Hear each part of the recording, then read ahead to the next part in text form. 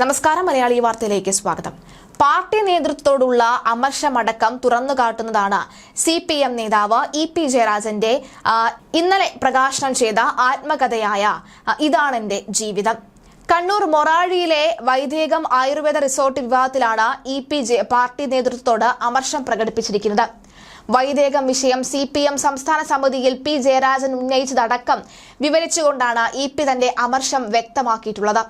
സ്വകാര്യ സ്ഥാപനത്തെ സഹകരണ സ്ഥാപനത്തെ പോലെ സഹായിച്ചതാണ് ചൂണ്ടിക്കാട്ടിയത്. എന്നാൽ വാർത്ത പുറത്തു വന്നത് അഴിമതി ആരോപണമായിട്ടായിരുന്നു എന്നും ഇതാണ് എന്റെ ജീവിതം പറയുന്നു എന്നുമാണ്. വലിയ അഴിമതി ആരോപണമായി മാധ്യമ വാർത്തകൾ വന്നപ്പോൾ നേതൃത്വം വ്യക്തത വരുത്താത്തതിലെ അമർഷവും EP ഇതാണ് എന്റെ ജീവിതത്തിൽ വ്യക്തമാക്കിയിട്ടുണ്ട്.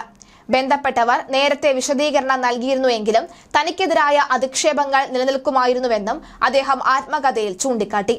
എന്നാൽ നേതൃത്വത്തിന്റെ ഭാഗത്ത് നിന്ന് അത്തരമൊരു നടപടി ഉണ്ടായില്ല.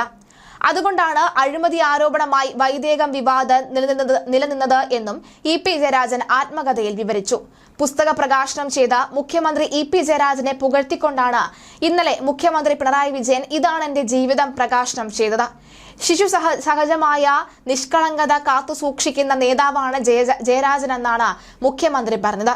ഒരു കമ്മ്യൂണിസ്റ്റുകാരന്റെ വസ്തുതാപരമായിട്ടുള്ള ആവിഷ്കാരത്തിന് പ്രസക്തിയുണ്ട്. സ്വന്തം കഥ എന്നതിനപ്പുറം പ്രസ്ഥാനത്തിന്റെ കാലത്തിന്റെ കഥ കൂടിയാണ് പുസ്തകമെന്നും മുഖ്യമന്ത്രി പറഞ്ഞു. പാർട്ടിയിലെ നയപരമായിട്ടുള്ള അഭിപ്രായ ഭിന്നതകളിൽ ശരിയായ നിലപാടുകളാണ് EP സ്വീകരിച്ചത്. മാത്രവുമല്ല, അദ്ദേഹത്തിന്റെ ശരികൾ എന്നും ശരികളുമായിരുന്നു. കൊല്ലാൻ ഉദ്ദേശിച്ചായിരുന്നു ജയരാജന് നേരെ ഉണ്ടായ വെടിവെപ്പ്. വെടിയുണ്ടയുടെ അംശങ്ങൾ ഇപ്പോഴും കഴുത്തിൽ പേറിക്കൊണ്ടാണ് ജയരാജൻ ജീവിക്കുന്നത് എന്നും മുഖ്യമന്ത്രി ചൂണ്ടിക്കാട്ടി. P ജയരാജൻ പങ്കെടുത്തില്ല. EPക്കെതിരെ സത്യങ്ങളും അർത്ഥ സത്യങ്ങളും കൊണ്ട് പ്രചരണങ്ങളും ഉണ്ടായി. പലതരത്തിലുള്ള ദുരാരോപണങ്ങൾ നേരിടേണ്ടി വന്നു. കാലത്തിനൊപ്പം മാറണമെന്ന് പറഞ്ഞ ജയരാജനെ കട്ടൻ ചായയും പരിപ്പുവടയും എന്ന പേരിൽ പലരും പരിഹസിച്ചു.